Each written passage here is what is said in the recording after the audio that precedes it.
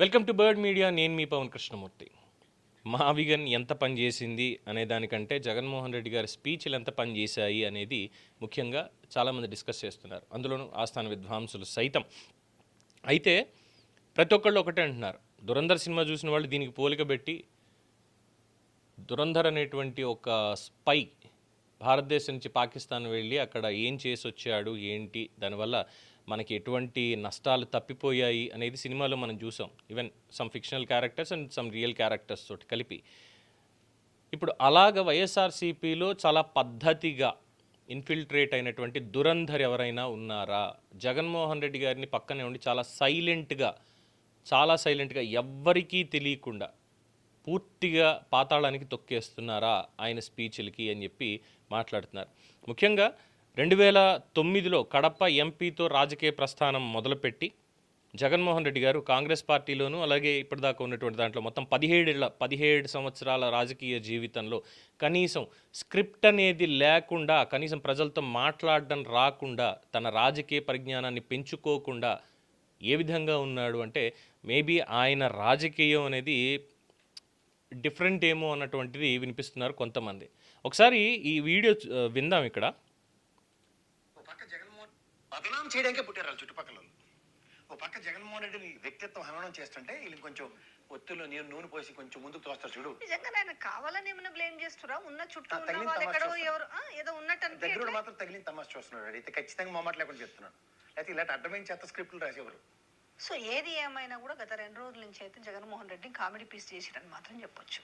రాసినోడు ఆ స్క్రిప్ట్ రాసిన అదే చెప్తున్నా, రాసినోడు ఈ పేరు మరి ఏమి ఈక్వేషన్స్ బేస్ చేసి ఆయనకు ఏ క్రొనాలజీ ప్రకారం వివరించారో ఏ మీనింగ్ చెప్తే దీనికి ఆయన యాక్సెప్ట్ చేసినో తెలియదు, కానీ మొత్తానికైతే ఈ 2 days నుంచి అయితే కామెడీ పీస్ చేసి ఇది అవునన్నా కాదన్నా ఇది ఫ్యాక్ట్. చేయడానికి పుట్టారు వాళ్ళు చుట్టుపక్కల. ఓ పక్క జగన్మోహన్ రెడ్డి వ్యక్తిత్వం హననం చేస్తుంటే వీళ్ళు కొంచెం ఒత్తుల్లో నూనె పోసి కొంచెం ముందుకు తోస్తారు చూడు. నిజంగా ఆయన కావాలని ఏమైనా బ్లేమ్ చేస్తురా? ఉన్న చుట్టూ ఉన్న వాళ్ళు ఎక్కడో ఎవరు ఏదో ఉన్నట్టు దగ్గర మాత్రం తగిలిన తమాషా చూస్తున్నాడు. అయితే ఖచ్చితంగా మొమాట లేకుండా చెప్తున్నాడు, లేకపోతే ఇలాంటి అడ్డమైన చెత్త స్క్రిప్ట్లు రాసేవారు. సో ఏది ఏమైనా కూడా గత 2 రోజుల నుంచి అయితే జగన్మోహన్ రెడ్డి కామెడీ పీస్ చేసిరని మాత్రం చెప్పొచ్చు.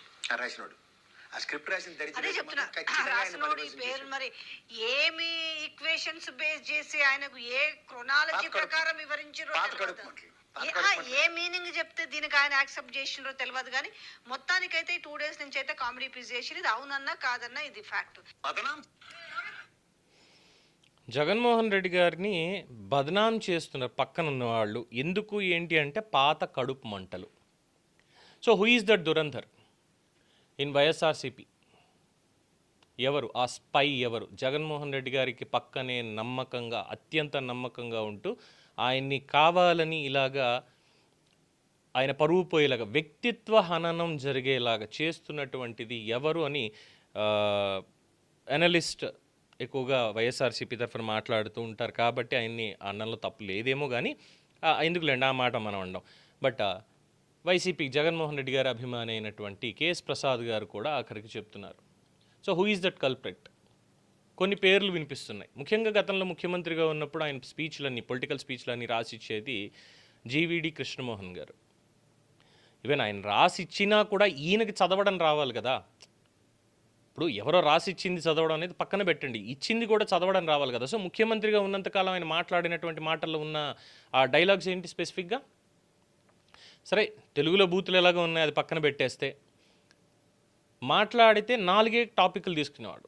ఒకటి తెలుగుదేశం పార్టీ, చంద్రబాబు నాయుడు, చంద్రబాబు దత్తపుత్రుడు పవన్ కళ్యాణ్ గారి వ్యక్తిగత జీవితం, 3 పెళ్ళిళ్ళు. ఇవే మొత్తం ఏ స్పీచ్ అయినా.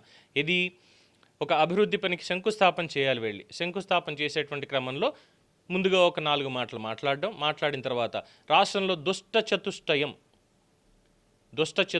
మొదలైపోయింది. ఆ దుష్ట చతుష్టయం ఎవరంటే ఒక పక్కన చంద్రబాబు నాయుడు, ఇంకొక పక్కన పవన్ కళ్యాణ్, ఇంకో పక్కన ఏబిఎన్ రాధాకృష్ణ, ఇంకో పక్కన టీవీ5 బిఆర్ నాయుడు. ఇది దుష్ట చతుష్టయం. అలాగే రామోజీరావు గారిని కూడా కలిపి దత్తపుత్రుడు అని ఇది అని చెప్పి ఇవే శంకుస్థాపనలో కూడా ఇవే. సరే, అయిపోయింది, అక్కస్ తీరిపోయింది కదా, వదిలేయచ్చు కదా. లేదు, మళ్ళీ ఇంకో బటన్ ప్రోగ్రామ్కి వెళ్ళి నొక్కడానికి, ఇంకో బటన్ నొక్కుడు ప్రోగ్రామ్కి వెళ్ళి అక్కడ కూడా మళ్ళీ ఇదే సేమ్ టు సేమ్. ఆఖరికి పసిపిల్లలు, స్కూల్ పిల్లలు చదువుకోవడానికి ఏ కార్యక్రమాలు ఏమైనా స్టార్ట్ చేస్తే అక్కడికి వెళ్ళి ఆయన అక్కడ పిల్లలతో జగన్మామయ్య అని పిలిపించుకుని మరి మళ్ళీ అక్కడ ఇదే బూత్ పురాణం. సో ఈ స్పీచ్లన్నీ రాసిచ్చినటువంటి వాళ్ళు ఎవరంటే ఎక్కువగా చెప్పేటువంటి పేరు జీవీడి కృష్ణమోహన్ అంటారు వైసీపీ వాళ్ళు. సరే అయిపోయింది. రాసిన తర్వాత స్క్రూటినీ చేసేది ఎవరు? అందరూ ఉన్నారు కదా ఇనిషియల్గానే. విజయసాయిరెడ్డి అంటే ఎన్నికలకి తర్వాత ఎన్నికలకు ముందు మొత్తానికి దూరంగా ఉన్నారు. అప్పటి నుంచి మెల్లగా దూరం పెట్టడం మొదలుపెట్టారు. అక్కడికి అయిపోయింది, ఫైన్. అక్కడికి ఇంక చేయడానికి చెప్పడానికి ఏం లేదు. ఆయన అయితే స్పీచ్లు రాసివ్వరు.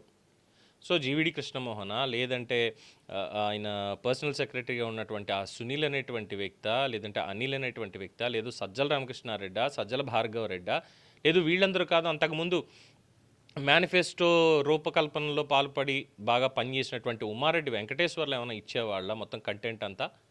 ఇలా చెప్పుకుంటూ పోతే ఎన్నో ఉన్నాయి. మరి ఇక్కడ పాత కక్షలు ఎవరికి ఉన్నాయి, పాత పగలు ఎవరికి ఉన్నాయి? జగన్మోహన్ రెడ్డి వ్యక్తిత్వ హననం జరగాలి, ప్రజల్లో ఒక తుగ్లక్ లాగా మిగిలిపోవాలి, ఒక పిచ్చోడ్లాగా మిగిలిపోవాలి అనేటువంటి పగ ఎవరికి ఉంది? వీళ్ళందరూ కూడా ఆయన చుట్టూ ఉన్న కోటరీనే. మరి ఎవరు రాసిచ్చారంటే జగన్మోహన్ రెడ్డిని ఆయన వదిలేండి, ఆయన తర్వాత విషయం. ఇన్ని పేర్లలో ఎవరు రాసిచ్చారు? ఎవరు దట్ స్పై, దట్ మోల్? ఎవరు వాళ్ళు? ఉమారెడ్డిని అనుకోవడానికి లేదు. ఎందుకంటే మొత్తం అన్ని స్టేజ్ మీద చూసాం కదా మనం. జగన్మోహన్ రెడ్డి గారు ఎంత చెప్తే అంత. అండ్ ఆఫ్టర్ దట్ సజ్జల రామకృష్ణారెడ్డిని అనుకోవాలి అంటే తెలుగుదేశం పార్టీ మీద ఒంటికాలతో లేస్తాడు ఆయన అనేది అందరికీ తెలిసిందే. ఆయన్ని బోస్డీకి అని పట్టాభి గారు తిట్టిన దానికే ఆయన ఇంటి మీద దాడి కావచ్చు, తర్వాత తెలుగుదేశం పార్టీ కార్యాలయం మీద దాడి కావచ్చు, ఇవన్నీ అటు ఆపాదింపబడి, జగన్మోహన్ రెడ్డిని అన్నారు ఆపాదింపబడి మొత్తానికి దాడి జరిగింది. అలాగే అమర్రాజుని బయటికి గెంటేసేటువంటి కార్యక్రమంలో కూడా ఈయన దగ్గరుండి మరి చేతులెత్తి దండం పెడుతున్నామని అన్నాడు. సో తెలుగుదేశం పార్టీకి డ్యామేజ్ చేస్తూనే ఒక పక్కన జగన్మోహన్ రెడ్డి వ్యక్తిత్వ హననానికి పాల్పడుతున్నాడు అంటే సజ్జలను కూడా ఇక్కడ అనుమానించాల్సినటువంటి అవసరం కనిపించట్లేదు ఒక రకంగా. పోని అనుమానించాలి అనుకున్న గతంలో ఈనాడు పత్రికలో జర్నలిస్ట్గానే ఏదో పనిచేస్తున్నారు కాబట్టి ఆ వాసనలతోటి ఎలాగైనా ఎలా ఇవ్వాలి అంటే ఆ బాడీ లాంగ్వేజ్ ఎక్కడ కనిపించట్లేదు. బికాజ్ సాక్షికి బాగా బద్ధుడిగా ఉండి ఆయన పనిచేసినటువంటి వ్యక్తి కాబట్టి. పోని సాక్షి పత్రికలో ఉన్నటువంటి ఎడిటర్లు, చీఫ్ ఎడిటర్లు గతంలో ఉన్నటువంటి రామచంద్రమూర్తి గారో లేదంటే తర్వాత వేదుల శ్రీనివాసో ఇలాంటి వాళ్ళు ఏమన్నా ఇచ్చారా అంటే పత్రికది వేరు, ఇక్కడ పొలిటికల్గా వేరు, వాళ్ళకి వీళ్ళకి సంబంధం లేదు. ఒకవేళ అనుకుంటే ఈయన స్పీచ్లన్నీ కూడా ఇక్కడ పొలిటికల్ పార్టీ ఆఫీస్లో కాకుండా సాక్షి ఆఫీస్ నుంచే వచ్చాయి అనుకుందామన్నా, మరి అక్కడ రాసిచ్చినటువంటి వాళ్ళు ఎవరు? అక్కడ చీమ చిట్టుక్కుమన్నా కూడా భారతిరెడ్డి గారికి తెలియకుండా ఉండదు కదా మరి. సో అక్కడ కూడా స్పై అనేది కనిపించడం లేదు.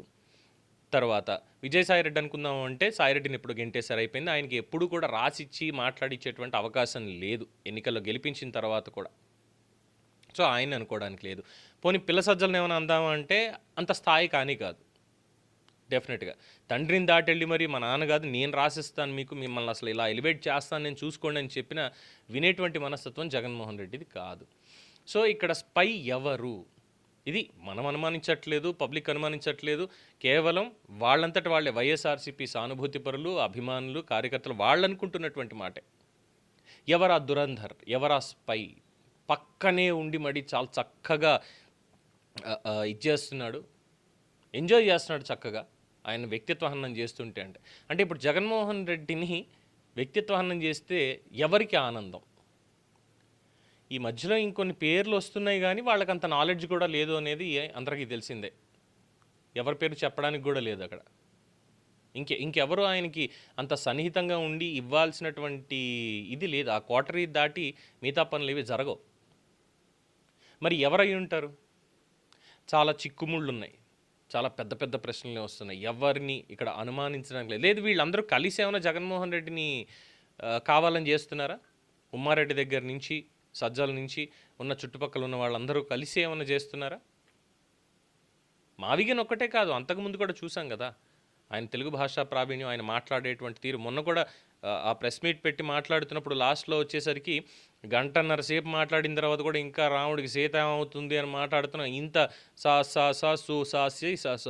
సవివరంగా చెప్పాను అని అంటే ఆయనలోనే ఒక దురంధర్ ఉన్నాడేమో, ఇది ఇంకొక అనుమానం. ఎందుకంటే బయటికి మాట్లాడేది ఒకటి, లోపల ఆలోచించేది ఒకటి. షర్మిల గారు చెప్పినట్టుగా ఆయన మానసిక స్థితి మీదే అనుమానాలు బాగా ఉన్నాయి. ఆ అనుమానాలతోటే ఇవన్నీ వస్తున్నాయి అనేది చాలామంది చెప్పేటువంటి అభిప్రాయం. ఏది ఏమైనప్పటికీ అటు వైఎస్ఆర్సీపీ వాళ్ళకి కూడా అర్థం కానటువంటి ఒక దురంధర్, ఒక స్పై పక్కనే ఉండి, మరి ఆ స్పై ఎవరు పంపిస్తే వెళ్ళాడు, ఎవరి కోసం వెళ్ళాడు, మిగతా వాళ్ళు ఎవరు అక్కడికి పంపించి చేసేంత అవకాశం లేదు, డెఫినెట్గా లేదు. సో ఇంట్లో ఉన్నటువంటి వాడే, ఎందుకంటే ఇంటిదొక ఈశ్వరుడు కూడా పట్టలేడు అంటారు చూసారా, అలాగా అలాంటి వాడే ఎవడన్నా ఉండి చేశాడా, లేదంటే సెల్ఫ్ లోపలే ఉండి నా స్పీచ్ ఏదున్నా నేను ఇలాగే మాట్లాడతా, ఏం రాసిచ్చినా ఇలాగే చెప్పుకుంటూ వెళ్ళిపోతా అనేటువంటి ఆ స్పై జగన్మోహన్ రెడ్డి గారు లోపలే ఉండి ఇదంతా చేస్తున్నాడు, ఆ వ్యక్తిత్వ హననం చేయించేలాగా? వీటికి సమాధానాలు లేవు. అందుకే పాపం అయోమయంతో ఏం చేయాలో తెలియక ఎవరో కొంతమందిని కూర్చోబెట్టుకొని, బాబు మాకు ఈ పాయింట్లు ఇలా రాసేవండి, ఇచ్చేయండి అని చెప్పి దాన్ని సోషల్ మీడియాలో సర్క్యులేట్ చేసుకుంటూ వెళ్తున్నారు. మా అన్న చూసిందంతా కూడా ఎక్కడో విజన్ చూశాడు, పోర్టు నుంచి రోడ్ల వరకు చూడండి, ఇదిగో ఇలా ఉంది, ఇది సంగతి అని చెప్పని. గేట్వే ఆఫ్ అమరావతి అంటే మచిలీపట్నం నుంచి స్టార్ట్ అవుతుంది అనేది కనీసం తెలుసుకోకుండా, తెలిసినా సరే మాకు అవసరం లేదు, మా కంటెంట్ మాది, మా పద్ధతి మాది అనేటువంటి విధంగా ఈ మావిగన్ని ఇంకా ముందుకు తీసుకెళ్ళి మాలోకం చేసేటువంటి ప్రయత్నంలో వీళ్ళందరూ కూడా ఉన్నారు అనేది వాస్తవంగా కనిపిస్తోంది. దీని మీద మీ అభిప్రాయం తెలియచేయండి. చూస్తూనే ఉండండి ది బర్డ్ మీడియా.